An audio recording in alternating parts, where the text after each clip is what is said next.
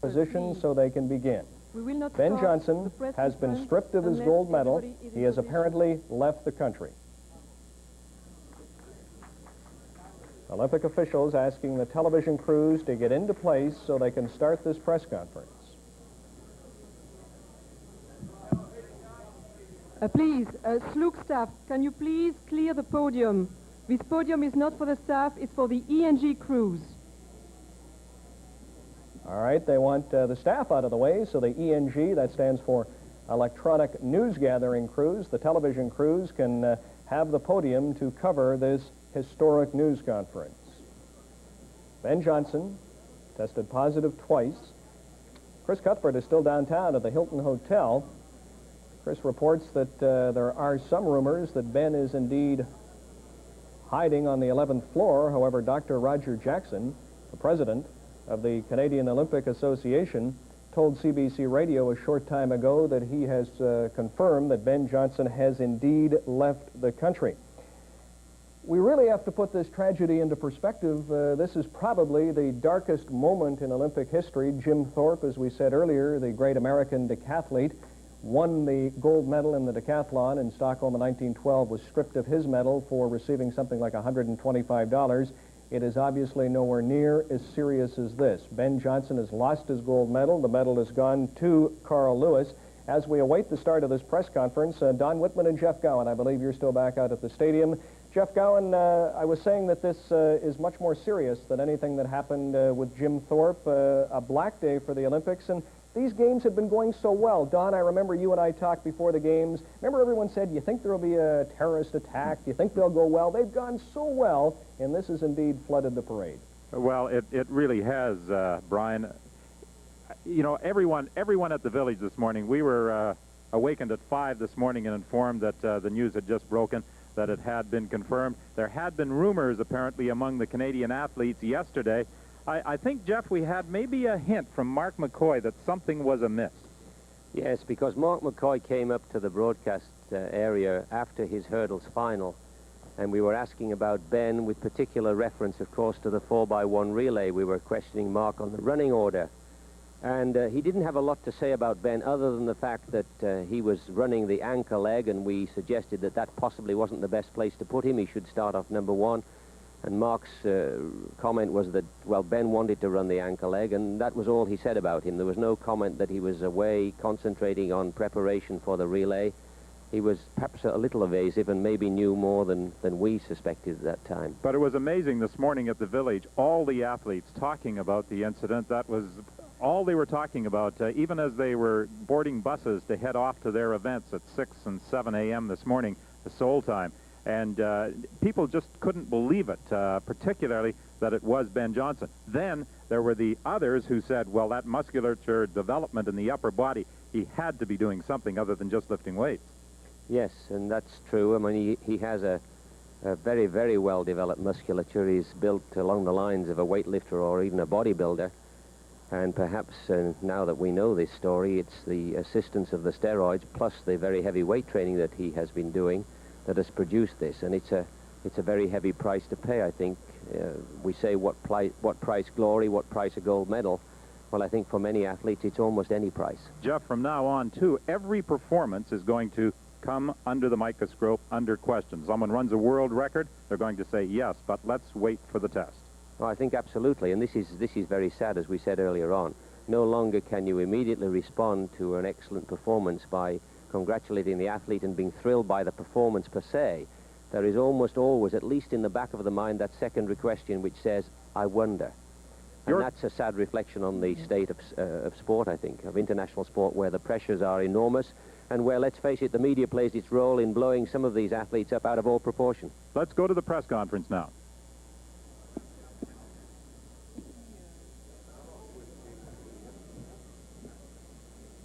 Press conference is about to begin. You are looking at the main press center, which is across the street from the main stadium, where Don Whitman and Jeff Gowan are, and will continue to stand by. Obviously, everything here takes a back seat to the Ben Johnson story. Unfortunately, Canadians are competing this morning. We will endeavor to bring you up to date on on-field activities, but they are nowhere near the story this is. That looks like possibly, no, I thought it might be Dick Pound, the Montreal lawyer that's the vice president of the International Olympic Committee, touted as a possible successor to Juan Antonio Samaranch, but that is not Dick Pound. These are IOC officials. This news conference now about 5 or 6 minutes late in starting. We should tell you, outside our studios, we have crews from Japan, the United States, all over the world, wanting Canadian reaction to this stunning news. No interview. You announce nothing. It's IOC. Well, the lady saying no interviews. Very interesting to see how the IOC will handle this. And it'll be even more interesting to see how Canadian officials handle this. I know in the National tonight, there'll be reaction from officials back home. That is Michelle Verge of the IOC, the International Olympic Committee, who is orchestrating this news conference. It will be interesting to see the reaction of people back home. I know Jean Charest, our Federal Minister of Sport, enthusiastic supporter of the Canadian team here at the start of the games, but like his predecessor, Otto Jelinek, very firm in his stand against drugs, and it will be interesting to see reaction from Canadian officials. Right now, about 5 minutes after 10, Tuesday morning, here in Seoul. What's ironic is this is a down day for track and field. There's no track and field competition. We had a long day yesterday. We've had a grueling weekend, and all of us here figured, you know, this is going to be a great day, a very easy day at the games, a lot of interesting competition, but nothing too hectic, and we were looking forward to sort of catching our breath as we head into the home stretch. The gentleman we're looking at right now, seated, is in charge of the medical commission for the IOC, the second vice president of the IOC, Prince Alexander de Merode. And he is from Belgium, the man that has the final word on all medical matters concerning these Olympic Games. But as I was saying, the irony of it all is this was supposed to be a very quiet day, a day for a rest for the athletes in track and field. It has been anything but quiet here in Seoul this morning, and what remains to be seen is how this affects the rest of the games. Alex Baumann said earlier, told us the Canadians are obviously devastated. They're embarrassed.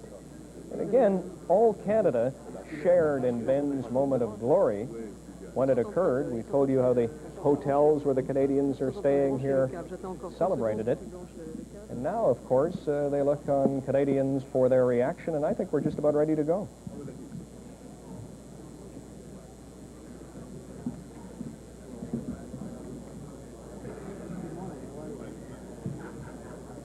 Well, another momentary delay. Prince Alexander de Merode, second vice president of the IOC from Belgium, in charge of all medical affairs.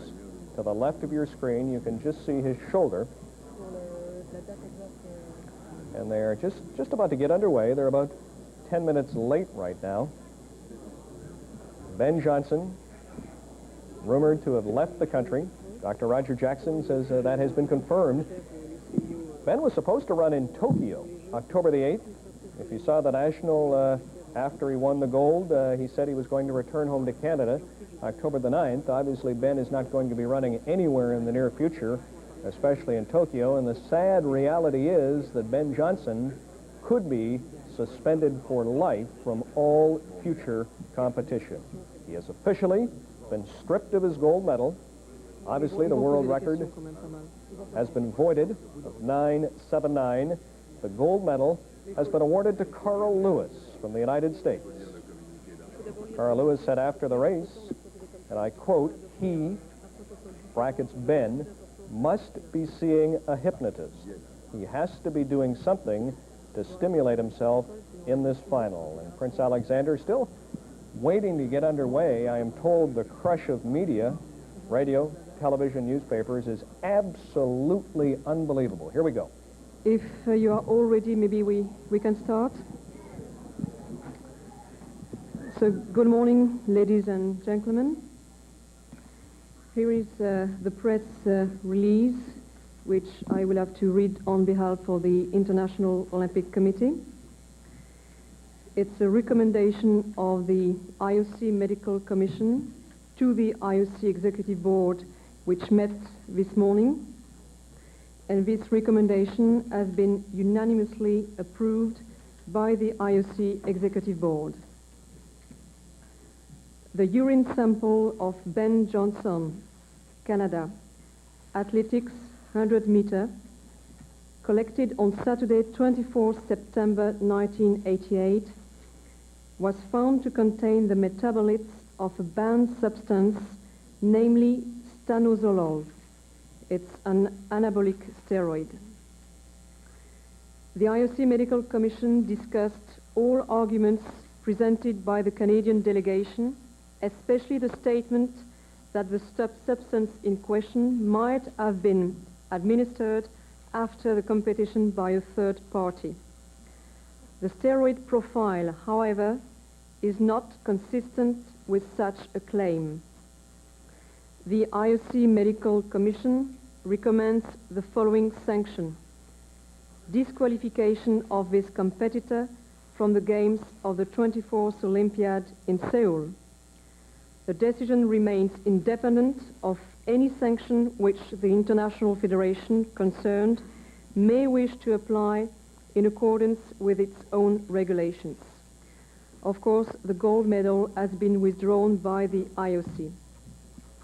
At the end of the meeting, once the recommendation has been unanimously adopted by the Executive Board, the President of the IOC made the following comment: that it was a blow for the Olympic Games and the Olympic movement, but it shows also that the IOC was right in the firm stance it has adopted in order to keep the sport clean. I now leave the floor to Monseigneur Prince Demerod, Chairman of the IOC Medical Commission.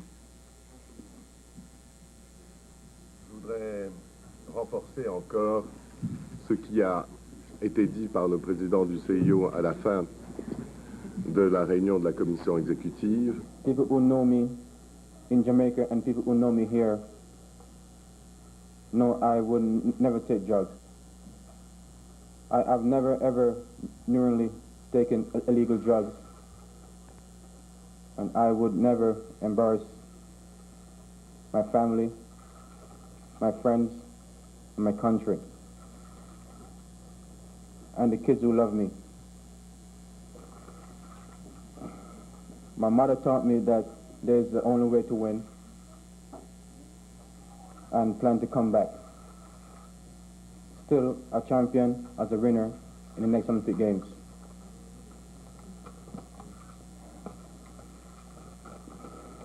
For now, there's nothing more I can tell you because I just don't know. But I do know, I do have a favor to ask. My family and I need some time and peace. Please grant us that. I want to thank the Canadian and the people around the world for their good wishes and their support. Thank you kindly for listening.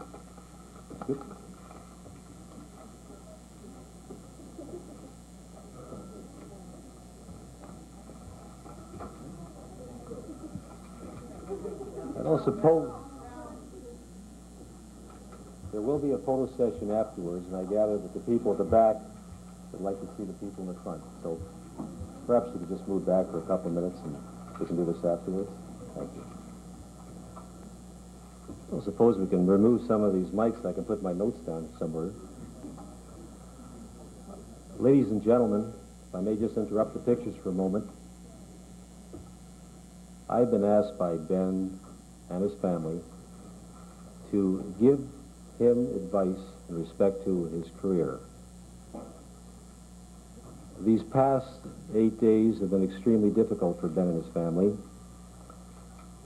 And because a lot of you nice people have been busy calling me, all wanting to see Ben, to speak to him, to have a private interview with him, by looking around the room and seeing the number of reporters and the number of networks that are present here today, it would be impossible for Ben and myself and the family to to fulfill all the requests that have been made, and I may add sincerely made, we felt that this was the fairest way at this time of dealing with all the media that wanted to see Ben and hear his statement.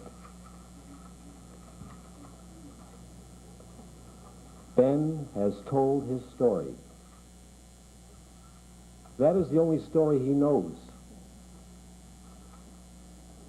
I am personally delighted that the government has now indicated that they will have a probe.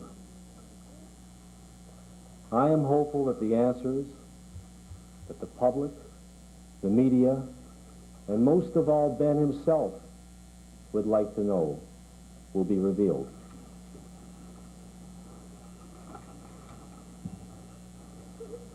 From a legal point of view, we are presently investigating the appeal provisions of the CTFA, as the Canadian Track and Field Association, the IOC, International Olympic Commission, to determine what course of action we as counsel have to follow in order to provide the kind of appeal that will help clear Ben's name. I have been in touch with the Minister's office, Minister of Sport, and I've been advised by one of his staff that I will have some input in the terms of reference in respect to that probe. Pertaining to the story that appeared in the Stern magazine, I haven't read that story, but I've read certain excerpts. I can only tell you that Ben has assured me that he never gave that interview last week. I'll allow you to draw your own conclusions as to how they think they got that story.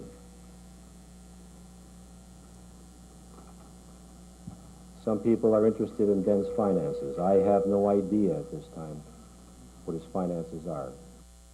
We are presently investigating that as well. I know that some sponsors have left him. I know others have stayed. When we are in receipt of the information pertaining to that area, we'll take the next step. George, I would like to reiterate again what I said earlier. That the story that Ben has given is the only story that Ben knows.